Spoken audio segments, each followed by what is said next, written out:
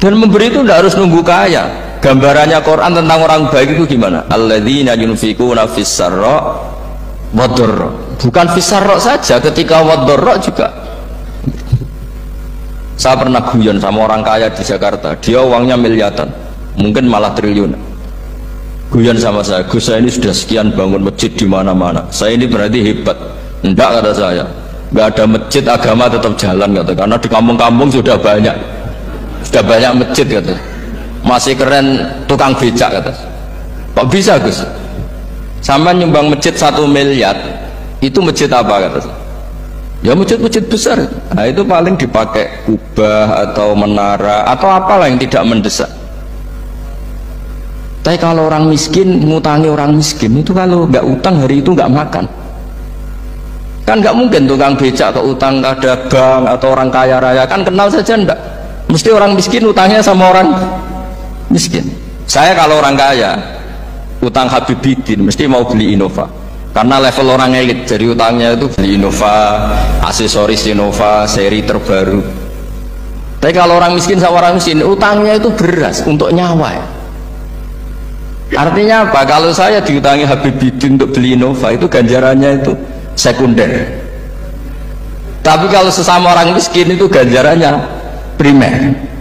Keren mana hutang-hutangannya orang miskin sama orang kaya? Satu menyelamatkan nyawa, satu menyelamatkan citra. Dia baru sadar, ternyata orang miskin lebih hebat ketimbang saya, lebih hebat, tapi tidak usah ditiru, kata saya. Cuma dia menjadi tidak sombong sekian miliar yang disumbangkan ke masjid, karena dia menjadi tahu ternyata itu tidak banget.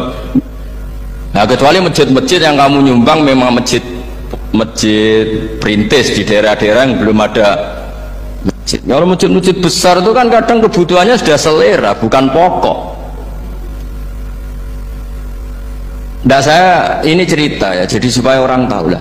Zaman Nabi itu orang sudah selesai semua dengan dirinya sendiri. Jadi maksud saya Islam nggak apa-apa tanpa masjid, itu masjid yang sudah sifatnya selera. Indonesia kan masjid sudah sifatnya selera semua. Yang dikatakan masjid pokok kan yang dipakai sholat bisa, dipakai alat sesuci bisa. Tapi kalau sudah selera ya pondasinya harus begini, lampunya harus dari kristal, terus kubahnya itu sudah selera. Nah rata-rata sumbangan yang miliatan itu kan sudah ke selera. Sementara orang miskin utang-utangan sama orang miskin untuk menyelamatkan apa coba? Nyawa. Artinya para orang miskin jangan kecil hati, wah saya sudah kok hanya 2 kilo, tapi 2 kilo nyawa. Dan itu pahalanya luar